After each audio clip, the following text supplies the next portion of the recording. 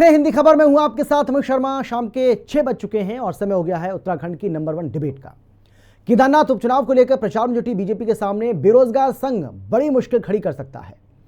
देहरादून में महारैली निकालकर बेरोजगार संघ ने ऐलान किया है कि युवाओं की मांग पूरी नहीं होने पर बेरोजगार संघ का एक जत्था केदारनाथ जाएगा और घर घर जाकर बीजेपी की सच्चाई जनता को बताएगा।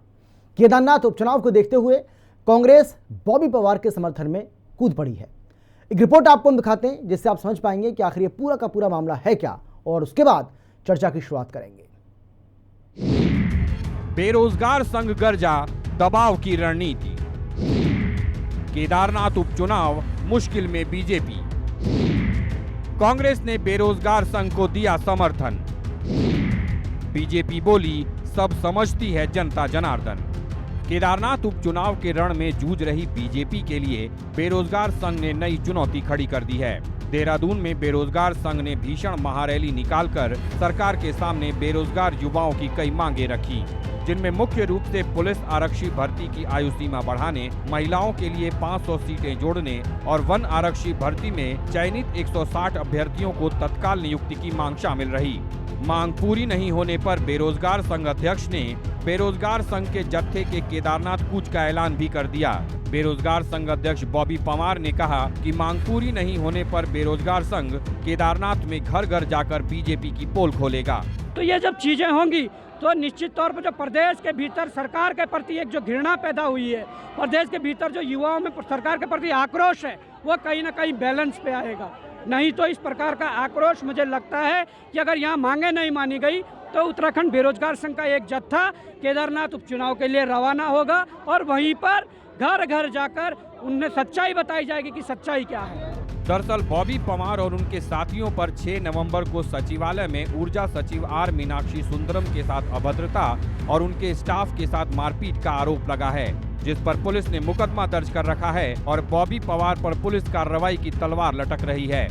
सचिवालय संघ ने भी प्रदर्शन कर बॉबी पवार पर कार्रवाई का दबाव बना रखा है।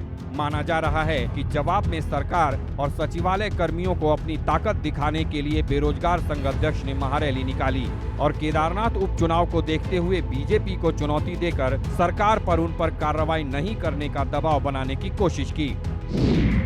6 नवंबर को बॉबी पवार के खिलाफ ऊर्जा सचिव के साथ अभद्रता का आरोप, ऊर्जा सचिव आर मीनाक्षी सुंदरम के स्टाफ के साथ मारपीट का भी आरोप।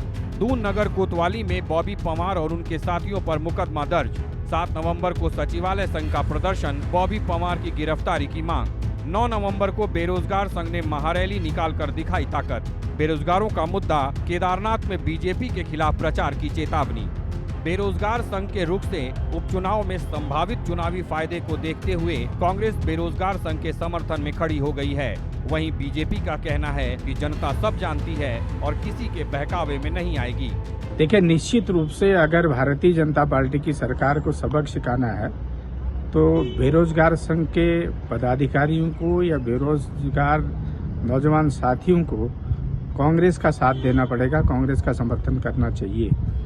और बार बार कांग्रेस बेरोजगारों की बात उठाती रही है और इस सरकार ने बेरोजगारों के ऊपर लाठीचार्ज किया, बेरोजगारों की खून की होली खेलने का काम किया, बेरोजगारों की भावनाओं को कुचलने का काम किया। बॉबी पवार द्वारा दबाव बनाने के लिए जिस प्रकार से रैली का आयोजन किया गया है और केदारनाथ में भाजपा के खिलाफ प्रचार करने की बात कही है, उससे साफ है कि एक तरफ तो बड़ी भारी गलती की उन्होंने और दूसरी ओर जो है वे सीना जोरी कर रहे हैं। लेकिन ऐसा होता नहीं है, ना इस बात को स्वीकार किया जा सकता है। उन्हें चाहिए था कि अपनी गलती को मानते, लेकिन गलती ना मान करके वे अनावश्यक तौर पर इसको जो है दूसरा रूप देना चाहते हैं। लेकिन कानून अपना काम करेगा।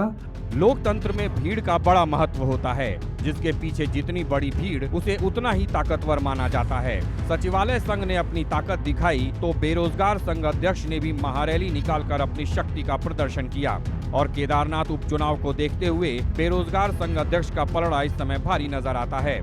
अब देखना होगा कि बेरोजगार संघ सरकार पर दबाव बनाने में कितना सफल होता है, कांग्रेस को इसका कितना फायदा मिलता है और बीजेपी के लिए केदारनाथ उपचुनाव में कितनी मुसीबत खड़ी होती है। देहरादून से संवाददाता शुभांगी भट्ट और अशोक कुमार के साथ ब्यूरो रिपोर्ट, हिंदी खबर।